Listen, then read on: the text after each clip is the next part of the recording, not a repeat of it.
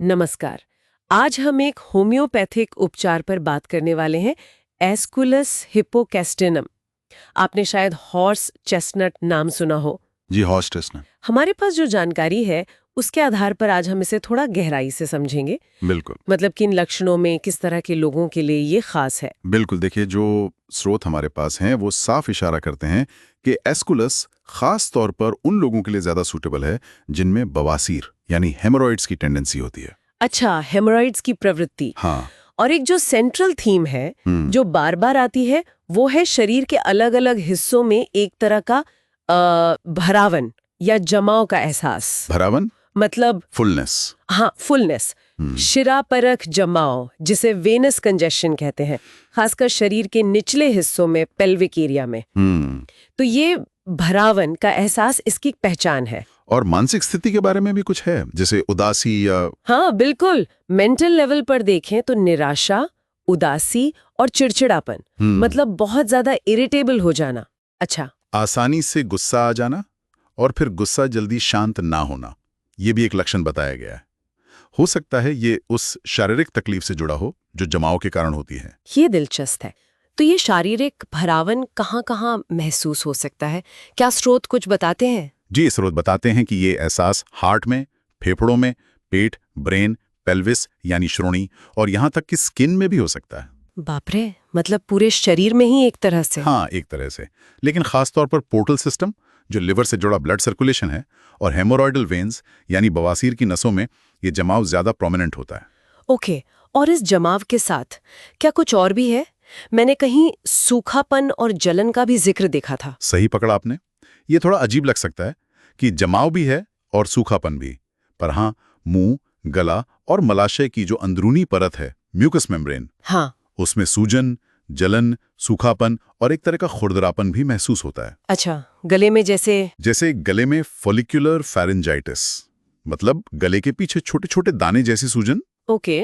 और उसके साथ तेज जलन, कच्चापन सा महसूस होना, सूखापन, ऐसा लगे जैसे कुछ निगलने पर चुभ रहा हो, बार बार निगलने की इच्छा होती है। और मलाशय वाले लक्षण तो काफी अजीब से लगे पढ़ने में, जैसे लकड़ियां भरी हों। ये क्या है? हाँ, ये एक बहुत ही टिपिकल लक्षण बताया गया है। रेक्टम में यानी मलाशय में सूखापन और गर्मी, और साथ में ये एहसास जैसे छोटी छोटी नुकीली लकड़ियां अंदर गड़ी हुई हैं या चुभ रही हैं। और इसके साथ ऊपर की तरफ जाता हुआ चाकू जैसा तेज दर्द। बाप रे। और जो बवासीर होती है वो अक्सर अंधी, मतलब ब्लाइंड हेमोरॉइड्स जिनसे खून कम बहता है, हाँ, वो दर्दनाक होती हैं। उनमें जलन होती है और उनका रंग बैंगनी बताया गया है। काफी दर्द, खुजली और भरावन का एहसास रहता है वहाँ। और इसी सूखेपन की वजह से शायद कब्ज भी होता होगा। बिल्कुल, कब्ज भी इसका एक अहम हिस्सा है। स्टूल जो है वो सख्त, सूखा और निकलने में काफी मुश्किल। मलाशय में वही सूखापन और गर्मी महसूस होती है। और यहाँ एक और बहुत महत्वपूर्ण लक्षण जुड़ता है, कमर और त्रिकास्थी यानी पीठ का निचला हिस्सा, लंबोसेक्रल रीजन। हाँ। वहाँ तेज दर्द होना। ये दर्द अक्सर स्टूल पास करने के बाद भी घंटों तक बना रह सकता है। ये पीठ दर्द तो काफी खास लग रहा है। स्रोत कहते हैं कि चलने या झुकने पर ये बढ़ जाता है, इतना कि पीठ जवाब दे जाती है। हाँ, ये बहुत ही कैरेक्टरिस्टिक पेन है।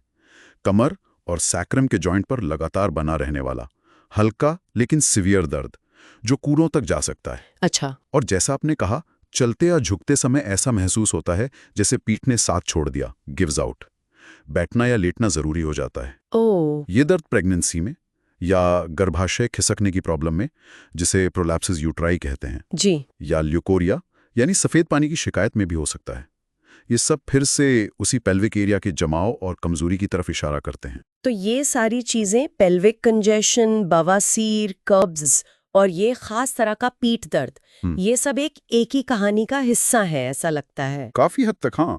यहाँ तक कि स्रोतों में बाहों, पैरों और रीढ़ में एक तरह की लकवाग्रस्त सी कमजोरी या भारीपन महसूस होने का भी जिक्र है, जो शायद उसी ओवरऑल कंजेशन और वीकनेस वाली फीलिंग से जुड़ा हो। और ये सारी तकलीफें हरकत करने से, चलने फिरने, झुकने से और ठंडी हवा में सांस लेने से बढ़ती हैं। ये मोडालिटीज भी जरूरी हैं। अच्छा, अगर दूसरे उपचारों से इसकी तुलना करें तो? देखिए, जानकारी यही कहती है कि बवासीर के लिए इसके लक्षण कुछ और रेमेडीज से मिलते जुलते हैं, जैसे एलो है, कॉलिन्सोनिया है, नक्स वोमिका, सल्फर। हाँ। लेकिन एक खास बात यह है कि कभी-कभी जब इन रेमेडीज से मान लीजिए नक्स या सल्फर से पूरी तरह फायदा नहीं मिलता, आधा अधूरा आराम आता है, अच्छा, तब एस्कुलस पिक्चर में आ सकता है और पूरा फायदा पहुंचा सकता है। ये तो बहुत महत्वपूर्ण जानकारी है।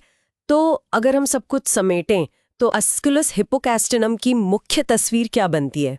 मुख्य तस्वीर है शिरापरक जमाव, मतलब वेनस कंजेशन, खासकर पेल्विक एरिया में, और उससे जुड़ी परेशानियां जैसे कि बवासीर और एक खास किस्म का पीठ के निचले हिस्से का दर्द, लंबोसेक्रल पेन। शरीर में वो भरावन वाली फीलिंग, म्यूकस मेम्ब्रेन में सूखापन और जलन, और वो पीठ दर्द जो चलने या झुकने पर बढ़ता है, ये सब इसके खास संकेत हैं, जैसा स्रोतों में बताया गया है। ये समझना वाकई बहुत दिलचस्प है कि कैसे होम्योपैथी में ये अलग अलग लगने वाली चीजें जैसे पाचन तंत्र की समस्या, बवासीर और मस्कुलोस्केलेटल प्रॉब्लम मतलब पीठ दर्द, इनको एक साथ जोड़कर देखा जाता है। बिल्कुल। स्रोत हमें लक्षणों का ये पूरा नेटवर्क दिखाते हैं और ये सोचने पर भी मजबूर करता है कि ठीक है, ये लक्षण तो हैं, लेकिन अगर किसी व्यक्ति को शरीर में इस तरह का जमाव या भरावन महसूस हो रहा है तो उसकी जिंदगी में और कौन से फैक्टर्स हो सकते हैं, जैसे खानपान, लाइफस्टाइल, स्ट्रेस लेवल, जो इस कंडीशन को बना रहे होंगे या बिगाड़ रहे होंगे, जिनका जिक्र शायद इन खास अंशों में न हो। ये आगे सोचने और शायद रिसर्च करने का भी विषय हो सकता है। बिल्कुल, ये एक अच्छा पॉइंट है आगे विचार करने के लिए।